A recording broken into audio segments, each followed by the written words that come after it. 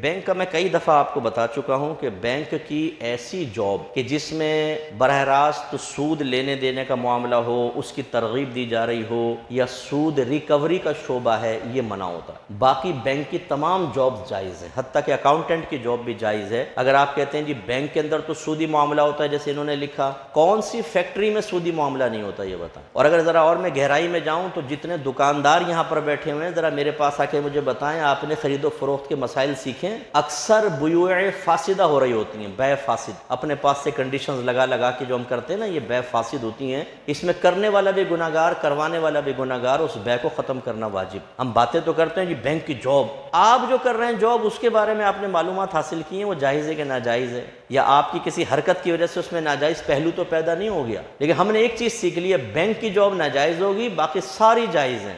آج کوئی فیکٹری بغیر لون لیے نہیں چل رہی۔ ٹیکس بچانے کے چکر میں بڑے وہ خود یہ جو ٹیکس ایڈوائزر ہوتے ہیں نا، یہ آپ کو ترکیبیں بتاتے ہیں کہ تمہیں کیا کرنا ہے کہ زیرو ٹیکس آئے بالکل، تو وہ آپ کو انوالومنٹ کرنی پڑتی، یہاں سے پیسہ بینک سے لیا، وہاں سے لیا، وہاں سے لیا، اور جتنا بھی آپ بینک سے پیسہ لیتے ہیں یہ وعدہ سود پہ لیتے ہیں، اس کو آپ کو کچھ پرسنٹ آپ کو سود دینا پڑتا ہے۔ تو صرف بینک کے اندر اکاؤنٹنٹ سود نہیں لکھ رہا، اگر فیکٹری کے اندر اکاؤنٹ کا کام کر رہا ہے وہ بھی لکھ رہا ہے، اگر ایک دکان کا اکاؤنٹس کا کام کروا رہے ہیں وہ بھی بیع فاسد کا اکاؤنٹ لکھوا رہا ہے، بعض غلط قسم کی بیوعات کا۔ اس لیے یہ زیادہ گہرائی میں مت جائیں، ہم جو آپ کو جواب دیں گے وہ بالکل شریعت کے مطابق ہوگا۔ اگر آپ زیادہ متقی بننے کی کوشش کریں گے تو پھر میں آپ سے کہوں گا کہ اپنے گھر کی موٹر بھی نکال دیں، آپ ویسے انتظار کریں یا بالٹی سے بھر بھر کے پانی لائیں کہیں گورنمنٹ کے نلکے سے، کیونکہ آپ فجر کے اندر ہی چلا دیتے ہیں موٹر، سب سو رہے ہوتے ہیں اور پورے محلے کا زیادہ پانی کھینچ کے اپنا ٹینک بھر لیتے ہیں، حالانکہ محلے کے اندر جتنا پانی آتا ہے سب کا برابر کا حق ہے، اور آپ پہلے ٹینک بھر لیتے ہیں تو آپ دوسرے کا حق ڈال لیتے ہیں۔ اب اس سے وضو کرنے کا کیا حکم ہے، غسل کرنے کا کیا حکم ہے، اس وضو سے نماز پڑھنے کا کیا حکم ہے؟ تقوی کی طرف آئیں گے نا تو ایسا پھنس جائیں گے آپ کہ نکل نہیں سکیں گے دائیں بائیں۔ اس لیے جو ہم آپ کو جواب دیں وہ بالکل شریعت کے مطابق اور موجودہ دور کے تقاضے کے اعتبار سے ہوگا۔ یہ میں ان کو خاص طور پہ کہہ رہا ہوں جن کو تقوی کا ہیضہ ہے، جہاں اپنی گوٹ نہ پھنس رہی ہو وہاں پہ تقوی کا جھنڈا اٹھا لیں گے، اور انہیں یہ نہیں پتا ہوتا کہ چار جگہ میں بھی پھنس رہا ہوں۔ پھر وہ ہم جیسا کوئی آ جاتا ہے طالب علم